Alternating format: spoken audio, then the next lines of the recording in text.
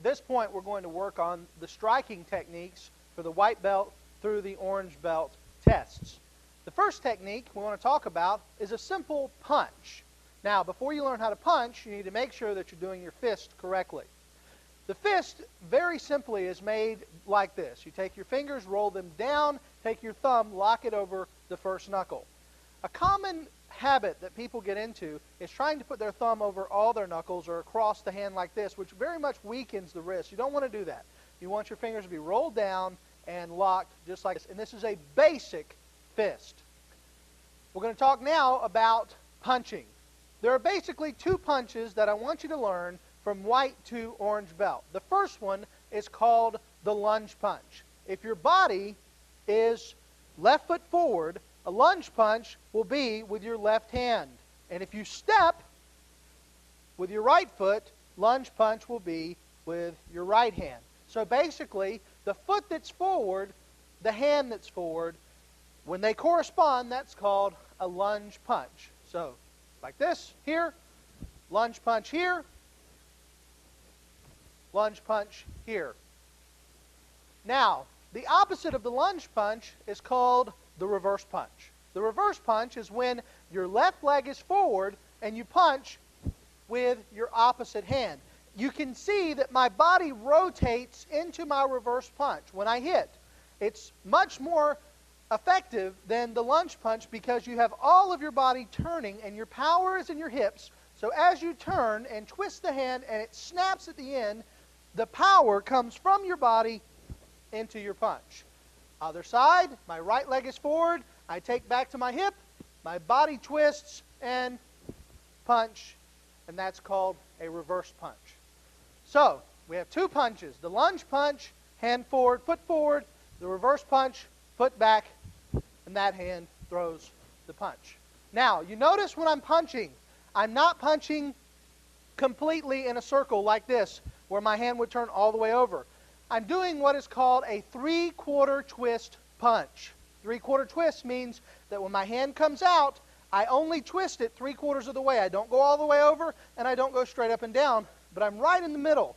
And I pretend I'm holding on to a steering wheel. That is the position my hand would be in if I'm holding on to a steering wheel. Not straight up like this and not straight up like this, but just like this, and my hand other side, and I'm aiming either for the chest or for the head, depending on what the kata or whatever else I'm doing calls for with that technique.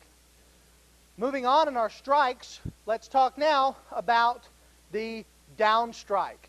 The down strike is very simple. The arms cross across the body just like this, and this is called your chamber or your body fold.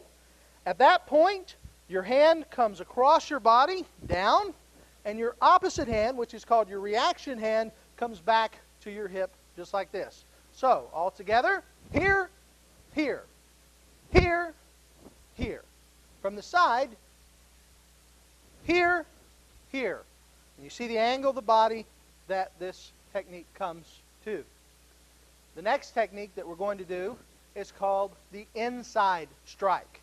Down strike is here. The inside strike, you start with your hands in this position.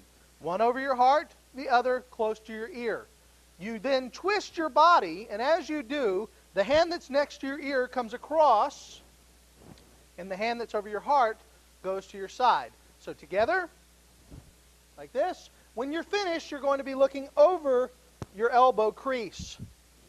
Again, here, here, here. And that's the inside strike. Moving on, we'll now talk about the outside strike. The inside strike comes to the inside of the body. The outside strike goes to the outside of the body. My arms cross. This is my chamber or my body fold. The hand that's underneath rotates up and locks, while the hand that is on top comes back to my side like so. So, together, here, here, here, here. From the side, to give you an angle, here, here. Notice my hand is equal to my shoulder. My elbow is about one fist length away from my body. Moving on to the knife hand block or knife hand strike. The knife hand strike requires a different hand position. Instead of making a fist, you're going to make a knife hand. And that is basically done just like this. Your fingers are held loose and straight, and your thumb is laid across your first finger. Again, it's common to lock this thumb like this, and that's been taught before, but this is not the best way to hold your hand in this position. It's best to relax your fingers and put your thumb there, just as straight as you can. Same with the other hand, and you'll see how that works with the knife hand. In the knife hand, your hands come together for the body fold, or the chamber technique, and you notice it's very similar to the down block, except for here I'm going to the crease of my arm.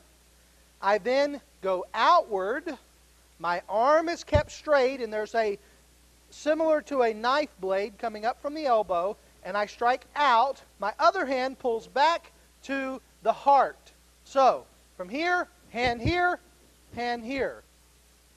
Here, here. And this is called the knife hand strike. Going on past the knife hand strike, we have what is called the upper block, or the upper strike, sometimes also called the rising strike.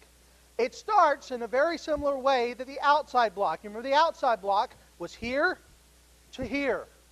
The upper block starts here, and instead of coming up this direction, you go up past your face, and when you pass your eyes, you twist at a 45-degree angle above your head. Your other hand, same, back to your reaction position. So you're here, up, here, up. Don't do this for two reasons. Number one, it blocks your eyes and you can't see. And number two, if you did get struck in the arm, it would come back and hit you. This keeps you a little safer from that happening. So we have the upper block or upper strike. Now, if you're going into your test, you'll also see one that is called the outside two-bone block. This is a block, and it's a very good block. And the reason it's called a two-bone block is because there's two bones in your arm, the ulna and the radial bone. So what you're going to do is take that arm, whichever arm you're blocking with, and spring it up like this, allowing both bones to block the attack. So if you're here, that would be a right hand outside two-bone block. This would be a left hand outside two-bone block. 1, 2. Just like that. The last one, from white to orange belt, of the strikes is called the double forearm block. The double forearm block, you rotate your body towards the attack, lift up both arms, and you can have your fists closed or you can have your hands open, because it really doesn't matter, using your forearms and not your hands to do the block, and you would intercept the attack on the backs of your arms. And it looked like this. Boom. And here.